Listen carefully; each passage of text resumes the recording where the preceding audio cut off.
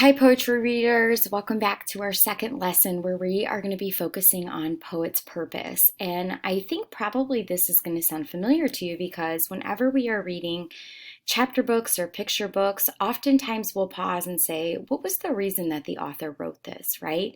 We need to do the same with poetry. It helps us understand the meaning of the poem and take into consideration kind of maybe what the author's perspective was, what their hope and intentions were when we were reading it. So let's take a look at some purposes that I found in some of the poems that I'm going to share with you throughout this unit. The first is to entertain with humor, those humorous poems, right? And the poet that I mentioned yesterday was Shel Silverstein, where there might be, make-believe characters or made-up words or just total silliness happening in the poem.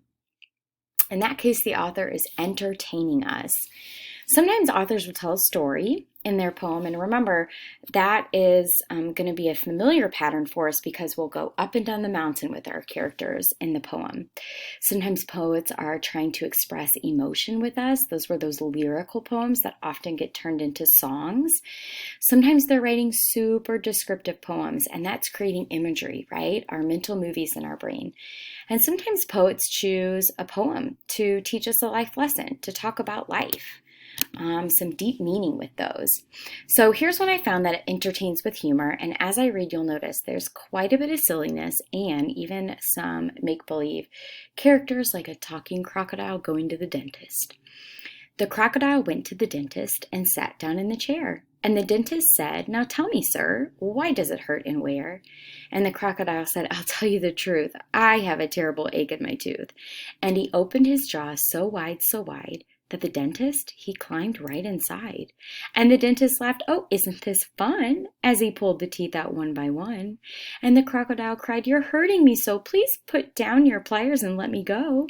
But the dentist just laughed with a ho, ho, ho, and he said, "I still have 12 to go. Oops, that's the wrong one, I confess, but what's one crocodile's tooth more or less?" Then suddenly the jaws went snap, and the dentist was gone right off the map. And where he went, one could only guess, to north or south or east or west. He left no forwarding address.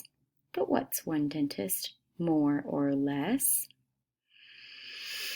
Yes, if you felt like that was a silly story about a crocodile going to the dentist, then you are right in thinking Shel Silverstein was entertaining us with this one. Now, as I read this one, see if you can find kind of our mountain, our character mountain, right? Where we start out by figuring out what the setting is, that we've got some struggles, they figure it out, and then our falling action. Lost and found. Metal bars, a cold, hard floor, no window seat, no doggy door. Countless strangers came to call. I listened, watched, sniffed them all. Then turned away and curled up tight. Nice enough, but not quite right. Then one day I sniffed a sniffed and got the most delightful whiff. Dirt and candy, grass and cake. I stuck my paw out for a shake. A boy knelt down, I licked his face. He rubbed my head. I'd found my place. That's how I chose this family. Not perfect, no, except for me. So this is a story about a dog getting adopted, right? We start out with the setting. Oh, we're in an animal shelter. We've got a problem. This one's not going to work. Oh no, this one's not just right either. Will we ever find a family? And then, aha, finally our resolution here.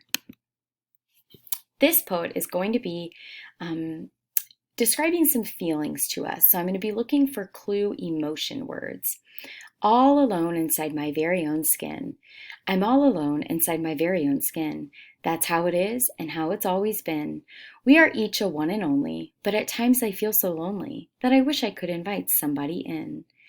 I'm all alone here, I, myself, and me. That's just one person, though it sounds like three. If you've nothing else to do and you're feeling lonely too, perhaps you'd like to keep me company.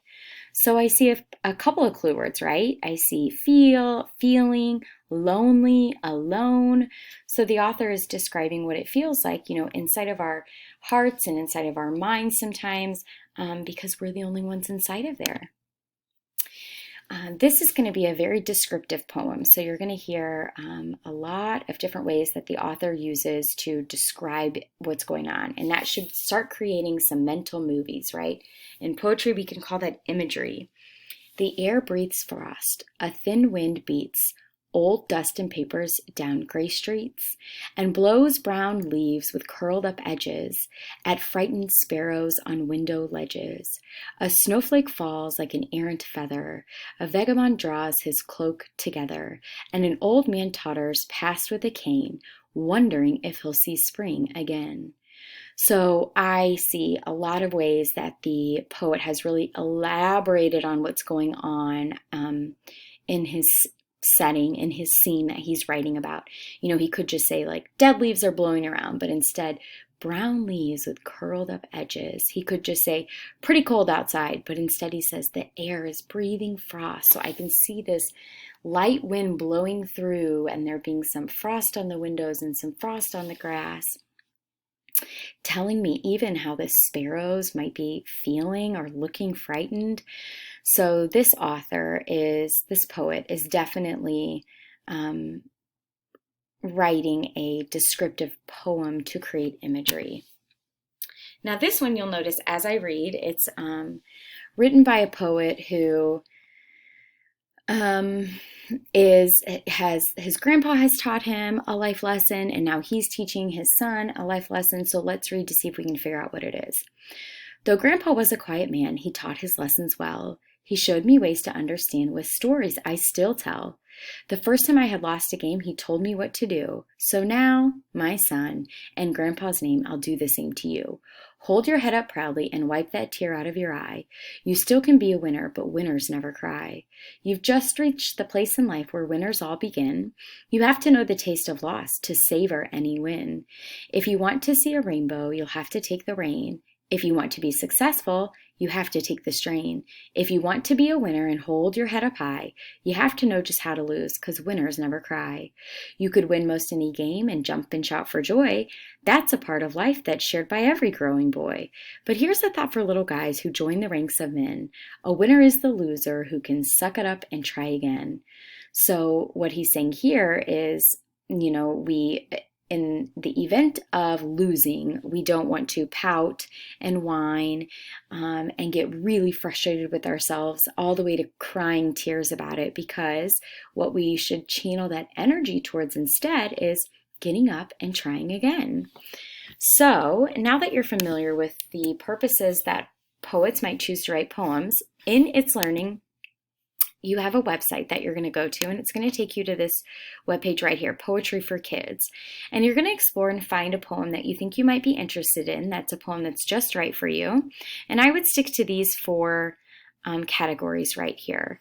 So once you choose one that you think will be fun for you to read, which the category name might even give you a clue for what the purpose is. Hint, hint, a funny poem's probably going to entertain me.